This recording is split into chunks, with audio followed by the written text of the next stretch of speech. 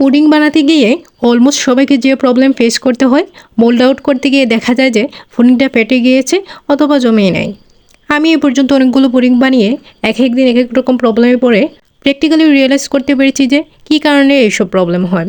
আজকে আপনাদের সাথে সেই সবগুলো সমস্যা নিয়ে আলোচনা করব। পুডিং বানানোর জন্য প্রথমে যে টিপসটা দিব, এখানে কোনো কৃপণতা করা যাবে না, সবগুলো পরিমাণ ঠিকঠাক মতন দিতে হবে। তো পুডিং বানানোর জন্য আমি এখানে নিয়ে নিচ্ছি 1 লিটার আড় রঙের লিকুইড দুধ। দুধটা জাল করে আমি 2 কাপ পরিমাণ করে নেব। আপনারা চাইলে 3 কাপ পরিমাণে বানাতে পারেন, সেক্ষেত্রে ডিমের পরিমাণটা একটু কম বেশ লাগবে। ক্যারামেল তৈরির জন্য নিয়ে নিচ্ছি 1/4 কাপ পরিমাণ চিনি। চামচ দিয়ে মাপলে সেটা 4 টেবিল চামচ হয়। সাথে এড করে দিচ্ছি 4 টেবিল চামচ পানি।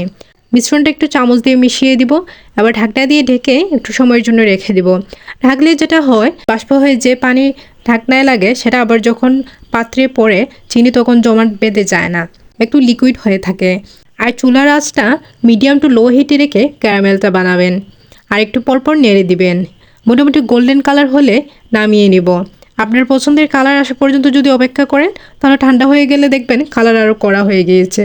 আর যদি অতিরিক্ত জাল করে, সেক্ষেত্রে দেখবেন ক্যারামেলটা পুড়ে গিয়েছে। তাই আমি এরকম কালার থাকতেই নামিয়ে ঠান্ডা করে নিচ্ছি। আজকে আমি যে পাত্রে পুডিং বসাবো সেই পাত্রে ক্যারামেল তৈরি করে নেব। আমি যেহেতু স্টিলের পাত্রে করছি, তাই আমি এটাতেই করতে পারছি। আপনারা যদি কাঁচের বাটিতে করেন, সেক্ষেত্রে কাঁচের বাটিতেও ক্যারামেল বানাতে যাবেন না। এবার ডিম দুধের মিশ্রণটা তৈরি করে নিব। আমি যেহেতু দুধ জাল করে 2 কাপ পরিমাণ করে নিয়েছি, তাই 2 কাপ দুধের জন্য 4টি ডিম নিচ্ছি। আপনারা যদি 3 কাপ পরিমাণ রাখেন, সেক্ষেত্রে 5 থেকে 6টি ডিম দিতে হবে। এবার দিয়ে দিচ্ছি 1/2 কাপ পরিমাণ চিনি।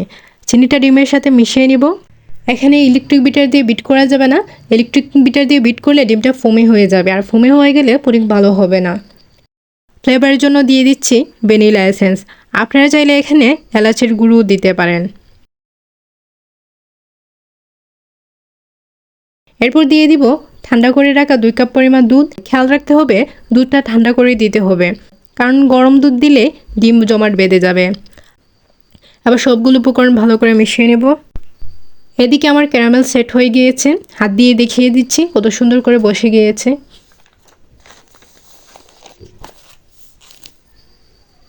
এবার ডিম আর দুধের মিশ্রণ ক্যারামেলের বাটিতে ঢেলে দিব। সরাসরি ঢালবো না, ছাঁকনি দিয়ে ছেঁকে নিব। দুধের যে সর আছে বা অন্য কোনো কিছু থাকলে সেটা ছাঁকনির মধ্যে আটকে যাবে এবং পুডিংয়ের সুন্দর স্মুথ একটা স্ট্রাকচার আসবে। আবার চুলায় একটা প্যান বসিয়ে একটা স্ট্যান্ড রেখে দিচ্ছি। এবার প্যানের মধ্যে পানি দিয়ে দিব।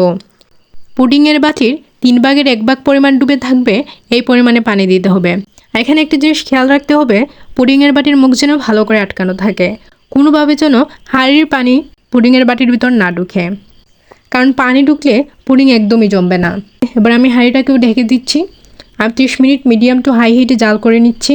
নামানোর আগে অবশ্যই চেক করে নেবেন পুডিং টুথপিকের গায়ে লেগে যায় কিনা, লাগলে আরও একটু জাল করে নেবেন। আমার পুডিংটা 30 মিনিটেই ভালো করে জমাট বেঁধে গিয়েছে, তাই এটাকে আমি নামিয়ে ঠান্ডা করে ফ্রিজে রেখে দিচ্ছি 2 ঘন্টার জন্য। ফিরে এলাম 2 ঘন্টা পর। এবার আমি পুডিংটা মোল্ড আউট করে নিব। এবার ছুরির সাহায্যে বাটি থেকে পুডিং ছাড়িয়ে নেব।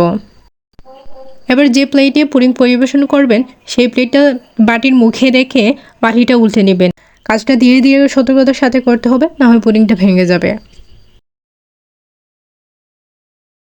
আমি এবার কেটে দেখাচ্ছি পুডিংটা কতটা স্মুথ হয়েছে। রেসিপিটা ভালো লেগে থাকলে একটা লাইক দিবেন আর সাবস্ক্রাইব করে পাশে থাকবেন। কেউ যদি আমার রেসিপিটা ফলো করে পুডিং তৈরি করেন, তাহলে অবশ্যই কমেন্ট সেকশনে জানাবেন। সবাই ভালো থাকবেন। আল্লাহ হাফেজ।